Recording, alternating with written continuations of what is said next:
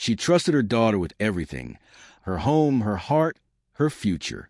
But on her wedding day, her daughter smiled and said, "We're giving your gift to my fiancé." She didn't cry. She didn't scream. She just opened her banking app and changed everything. Just an unusual story, where silence speaks louder than screams. The tassel brushed Elena Shaw's cheek as her father, Robert, leaned in, his breath sharp with cheap whiskey and relief. "After today," he said, smiling for the cameras, "you're no longer our responsibility. You're on your own." Applause rolled like borrowed pride. Her name echoed once, then vanished. They always did this, she thought. She nodded, because that's what trained daughters do. Her phone vibrated in her palm, and once, twice, a third time. She didn't look. She was too busy watching her mother, Claire, straighten her sleeve like she was wiping away fingerprints from a crime scene. "You'll be fine," Claire said, already stepping back. The phone buzzed again, louder this time. Elena inhaled, and that's when everything tilted. They'd taught her early how to disappear without leaving the room, how to nod, how to agree, how to be grateful for scraps dressed as lessons. Her father believed independence was a punishment you earned. Her mother believed love was conditional, renewable only with obedience. They funded her brother's exploration. They funded her silence and called it character. When she built real things, they called them hobbies. When she asked for time, they called it entitlement. She paid her way through school quietly. Scholarships, consulting, nights that ended with sunrises and cold coffee. She never told them about the company. Not because she was afraid, because she was patient. Betrayal doesn't always announce itself. Sometimes it wears your last name. The phone kept buzzing. She knew who it was. She also knew timing mattered. Her father shook hands with the dean, already telling a story where she wouldn't appear. Her mother scanned the crowd for witnesses. Appearances were her religion. Elena glanced down. CF calling. She declined it. The pit in her stomach went still. Calm replaced a noise, the kind that shows up right before something irreversible. She felt eyes on her, not theirs. Others. Curious. Waiting. The phone buzzed again. This time, she answered. "Congratulations," her CFO said, voice shaking. "We priced above range. Trading open hot. Valuation just crossed 5. 5? Elena whispered.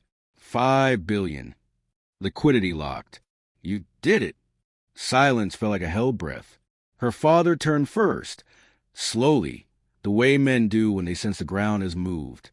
Her mother's smile cracked, then reset, then cracked again. She felt the betrayal fully then, not new, just finally named. They hadn't believed in her. They'd planned for her absence.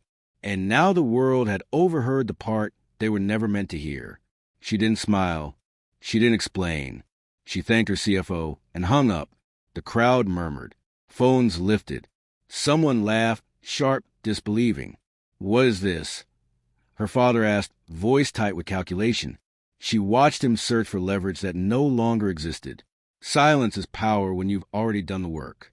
Years ago, she'd learned to move without sound, to structure ownership, to protect control, to let people underestimate her while they signed themselves out of relevance. This wasn't luck. It was timing, precision, and restraint. "You're joking," Claire said. Elena met her eyes for the first time.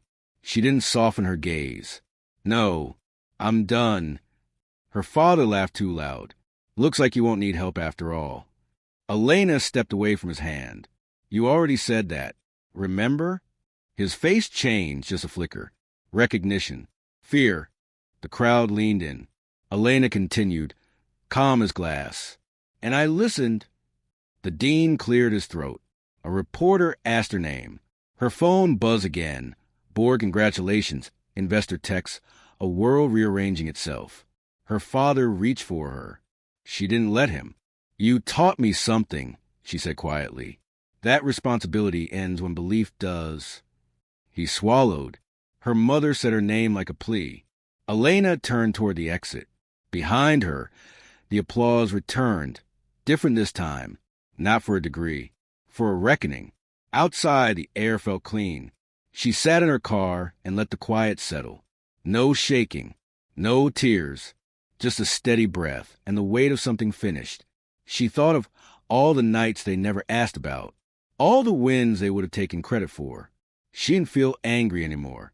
She felt precise. Her phone buzzed one last time. A message from Robert. We should talk. She deleted it without reading the rest.